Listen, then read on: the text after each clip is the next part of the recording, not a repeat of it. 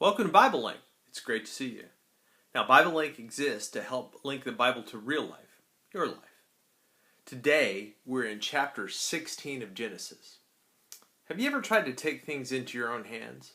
I mean, we have a complex passage before us today which no one gets out unscathed. And thankfully, God's in the midst of all this family's dysfunction, and He can work in the midst of our dysfunction as well.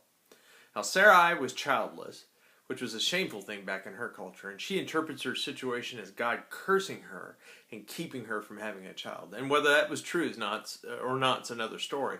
She knows that God's promised Abram a son, but it didn't necessarily have to be through her. So she decides to share her husband with her servant Hagar, which was customary in the patriarchal culture of the ancient Near East. Kind of weird. Sarai was a woman of action. She knew that just because God promises things doesn't mean that we should sit back and do nothing. She sacrifices her own desire to have children and puts forth Hagar in order to fulfill God's promise to Abraham, as best as she understands it. Sarai shouldn't be faulted for her willingness to have an active sacrificial faith. In some ways, she's a model for us. Are we willing to make plans of action to see God's promises and desires go forward? Kind of crazy. Unfortunately, Abram and Sarai completely take advantage of Hagar to do this. And she didn't get to choose Abram. And she's not given mastery over her own body. Sarai gives her as a wife to Abram, and Hagar gets pregnant. Now, Hagar is disgusted with her mistress for what she has allowed to happen to her, and she starts treating her with contempt. And Sarai gets on to Abram for allowing it to happen.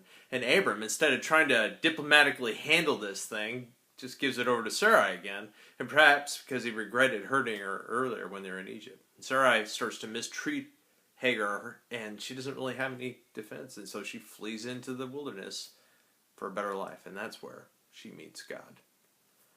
Now, have you ever been taken advantage of? Ever felt like there was no one to defend you, to help you in a nasty set of circumstances? God is the God of the oppressed, as Hagar says. He sees the plight of the people in tough circumstances, and He meets people in their grief and pain. God can meet us in ours as well. He finds us in the wilderness, and He can help us get back on the path where His promise comes through for us. Hagar wasn't set free from Abram and Sarai completely, but God saw her, met her, and promised that she would have many descendants through her son Ishmael. Though Hagar wasn't free, Ishmael would be, though with an accompanying hostility. God cares for the downtrodden and acts on their behalf. Do we have the same compassion? Do we need some of that compassion in our life today? What else did you notice? Thanks for engaging in BibleLink today. Join the conversation on Facebook, ask questions, share your observations, and don't forget to invite someone to BibleLink.